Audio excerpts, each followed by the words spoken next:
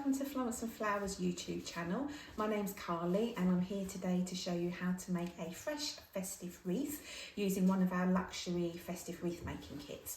So these are available to buy over on our website, florenceandflowers.co.uk, and I'm just going to show you what you get in the kit but also how to put your kit together.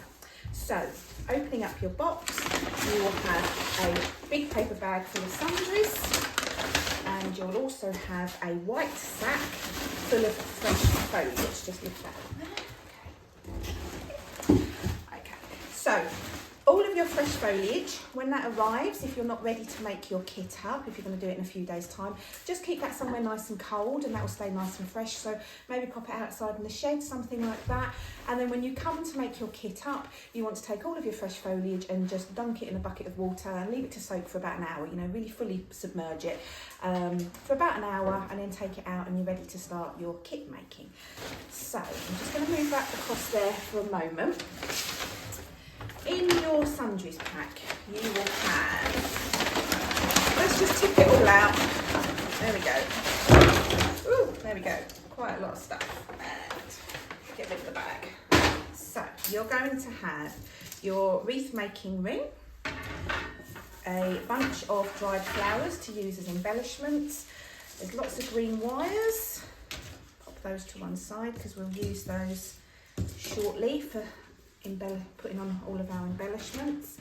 You've got some wreath making instructions, some more bits and bobs, and then lots of like orange slices, whole oranges, pine cones, different bits and bobs that you're going to use to make your wreath. You're also going to have a length of twine and a bag of moss. So we want to start with our moss. Sometimes we send out haylage, which is a wet product instead of moss. So if you've got a particular preference one way or the other to moss or haylage, then let us know in the order notes and then we'll accommodate that. Haylage is more sustainable, it's more environmentally friendly, so we prefer to use that, but we will also use sphagnum moss like this if that's something that you prefer. Both of them are going to hold in lots of moisture and perform a nice, create a nice bed for your wreath and for your foliage to sit on. Okay, so we've got our moss. You should have a length of twine and a reel of wire. So first things first, undo your piece of twine and we're just going to attach this to our circular frame. So double it over, feed it through the frame like so, a bit like if you were stringing a gift tag. Pull it nice and tight, and then somewhere towards the end you want to just tie a knot, leaving yourself a couple of little tails that you can always pop into a bow. This is basically just what you're going to hang your wreath on your door with, so you can make this bit as long or as short as you wish to. The next thing you need is your reel of wire. So just find the end, that's normally sort of poked through the top, and pull out the first piece. Don't be tempted to unravel loads of wire at a time because you'll find it will start to sort of catch on itself and become a little bit unruly. So just unravel a little short piece like that, and then we're tucking it underneath the frame through both parts of the ring, and then just one very simple knot. I hope you can see there clearly what I'm doing.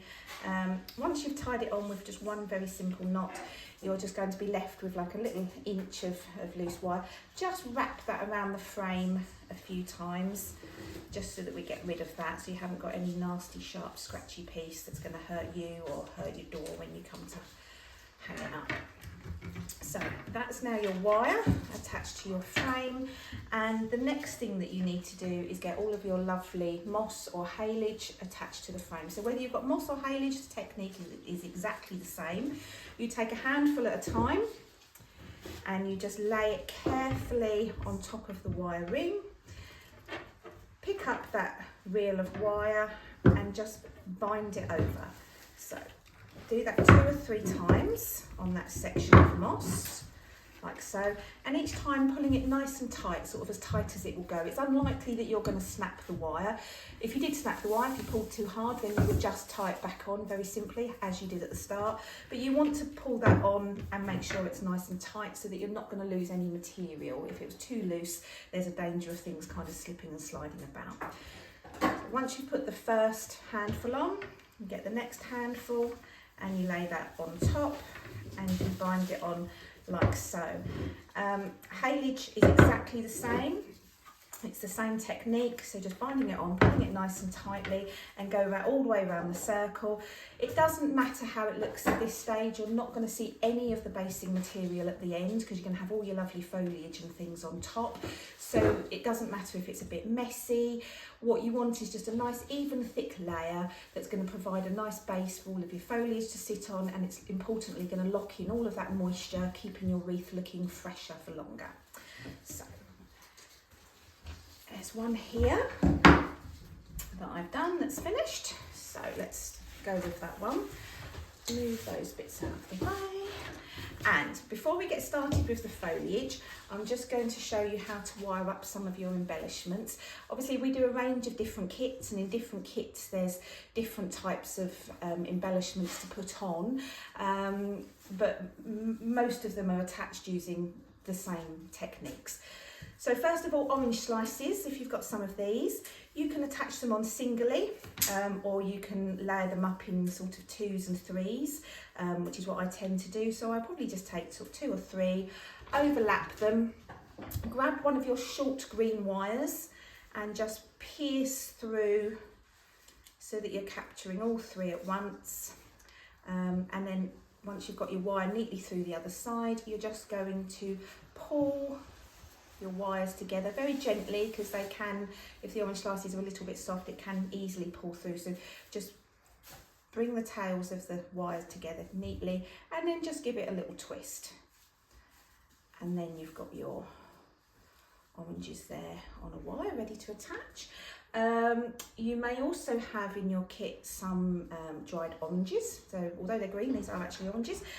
We get them in orange and green. I think it depends how fresh the orange was at the time when they started to dry. These are a little bit of a trial and error. So again, taking a green wire, you want to just kind of go through one of those slits, and then it's kind of just going in and out until eventually you strike lucky and you manage to get it out the other side.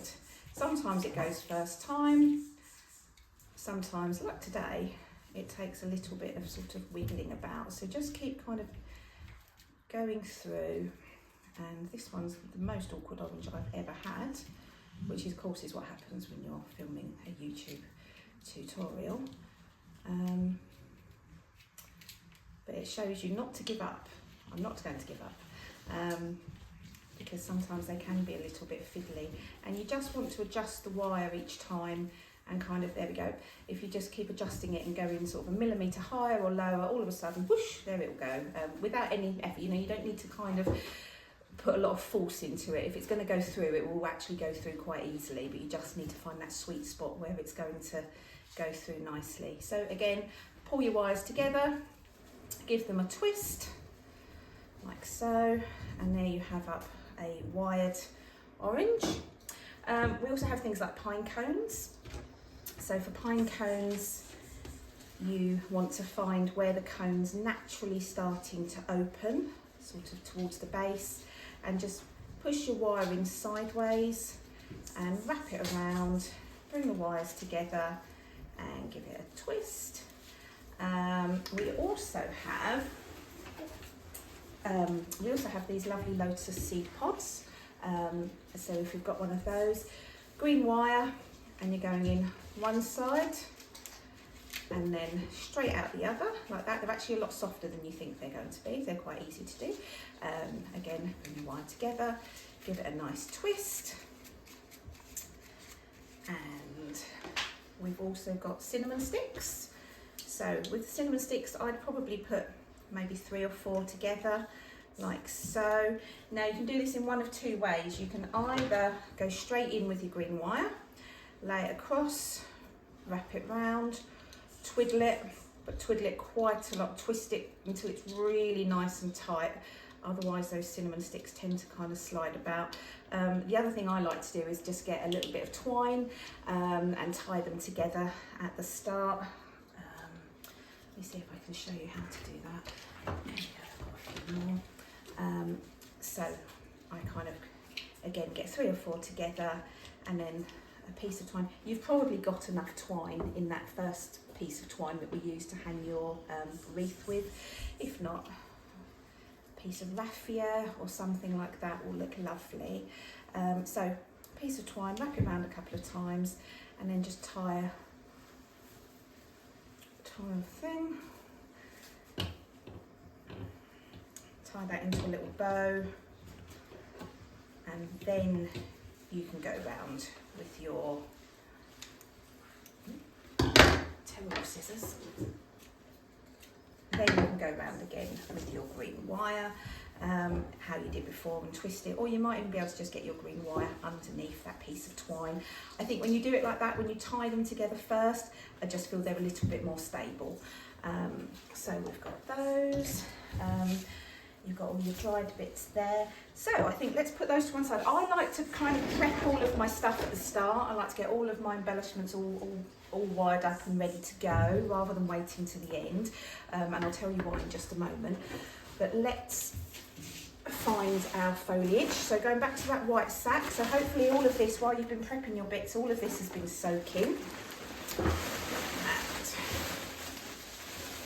We should have a lovely selection of fresh material in here.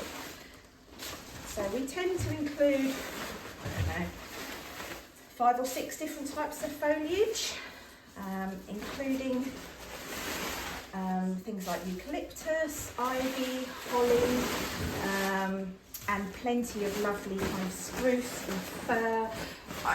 I'm making a meal of this, let's just pop it all out. There we go.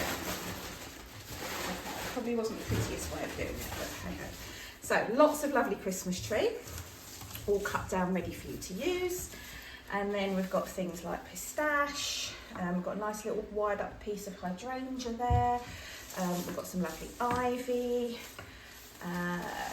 we've got eucalyptus, we've got some olive, we've got this lovely grevillea, I think it's called grevillea, never sure how you pronounce it, but that's really lovely. It adds a nice sort of texture, I think. And this kit's also got, this particular kit that I've just turfed out, I've just noticed there's a piece of gold sprayed grevillea in there as well.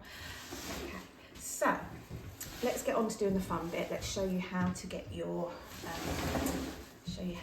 foliage onto your wreath. So I recommend that you always start with Christmas tree. I think each piece that you bind on, if you include Christmas tree as the base of that piece, you're going to find that you've got a fuller looking wreath at the end, and it avoids anything kind of dangling off the sides because it's got a nice sort of solid base to rest upon. Different foliages obviously have different ways of kind of moving and draping, but this is nice and firm. It's also going to make it look really festive because it's Christmas tree, and it's also really super long lasting. So each piece that you put on, I would cut a couple of bits of Christmas tree and put them together in your hand like so. And then on top of that, you want to layer a couple of different types of foliage. So cutting them to sort of roughly the same length.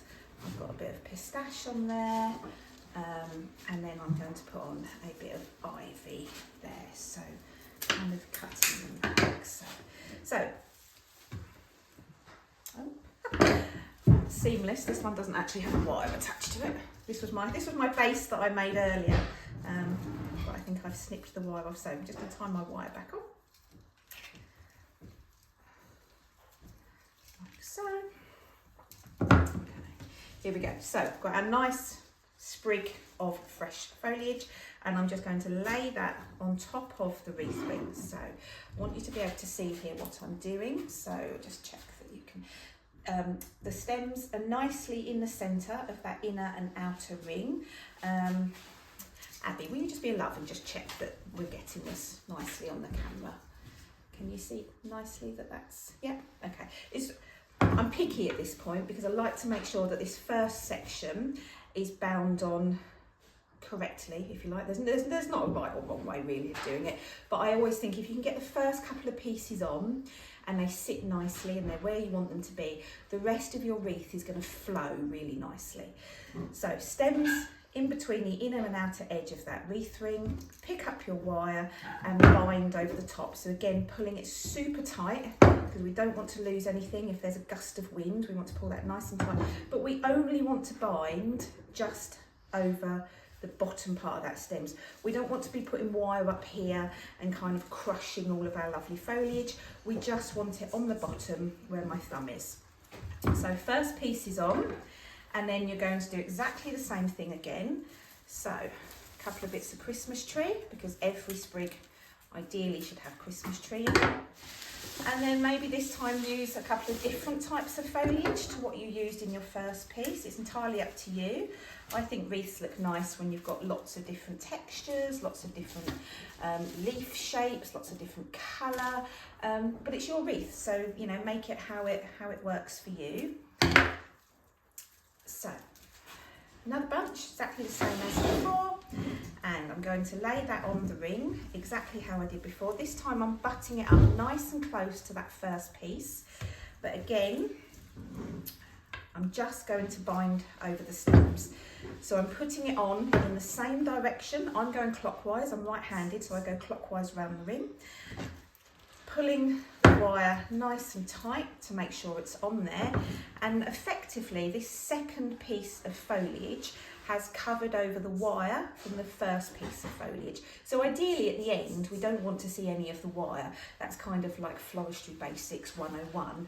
You don't want to see any of the mechanics. We don't want to see any wire, any ring or anything like that. We want all of that to be covered up. So the idea is that by layering on our foliage piece after piece after piece, each piece covers up the wire, the workings of the piece that you put on before. I've got a couple of pieces on there now, so what I like to do is then just put a little piece of something, so maybe just a little piece of tree, so where you've got some of these kind of small little side pieces, maybe a couple of those and a little piece of something else, and I just bind that on that inner edge, and that really is quite a small piece that I'm putting on there. That's just to make sure that I'm covering over that inner section of the moss ring. So I've got my two lovely big pieces on, and I've got one little tiny piece bound on in exactly the same way. It's just going around with the wire, and I've got that there. So you will have got a selection of dried material that's come with your wreath making kit. It's entirely up to you what you do with them. Sometimes people put them to one side and put them in a vase, or people use them to embellish their wreath. So in this kit there's kind of a bit of everything.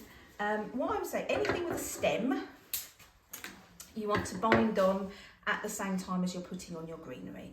So when you're putting on your next piece, we're going to go back, we're going to get a couple of bits of tree, maybe a piece of eucalyptus and a piece of this. So that's my third sprig, and then I can also at this point lay on anything, you know, that's a bit special, anything that I want to include. You might have things that you found in the garden that have special significance to you that you want to include, but if it's got a stem, basically you can bind it on. So I'm popping a couple of hare's tails on, a little bit of wheat, and I've got some nice sticks, and maybe a pheasant feather. There we go. So trim them all the same length and bind them on in exactly the same way. So pushing it again nice and close up to that last piece that I put on, and just taking the wire and binding over the bottom. And as you can see, at the moment the only piece of wire that you can see is the last piece. Each piece is covered over the wire from the first piece. Like so. Every now and then I suggest that you just sort of stand back, look at your wreath, check it from behind, because I think sometimes you can see the shape better when you look at a wreath from behind. At the front there's kind of all this busyness going on, which can be quite distracting, but when you turn it over at the back like this, you can see the nice kind of template of the moss ring, and that helps you to just check that you're kind of keeping a consistent size all the way around. You want each piece to be coming out to the same height. That's how you're going to get that nice consistent circle at the end. I mean, you might want to go kind of, you know, wild and have bits poking out, but generally you want a fairly even circle. So yeah, so kind of keep picking it up, look at it from the front, look at it from the back, and that helps you to see if there's any problems. And if you've put a piece on and it's a bit too, you know, a bit too short or a bit too long, you can always just unbind at that point and then just adjust it to where you need it to be and then bind it back on. Better that than then you get all the way to the end and realise that at some point as you're going around your circle, you've kind of cut right in with a piece and you've you know, created a bit of a dent in your wreath. So that's how you bind all of that on. Extra things like hydrangea and the things that we were wiring up at the start, you can do those in one of two ways. You can wait to the end, you can put all of your foliage on, and then at the very end you can kind of go through and pierce where you want it to be, or you can be adding those in as you go round. I prefer to add them in as I go round because then I get them exactly where I want them to be.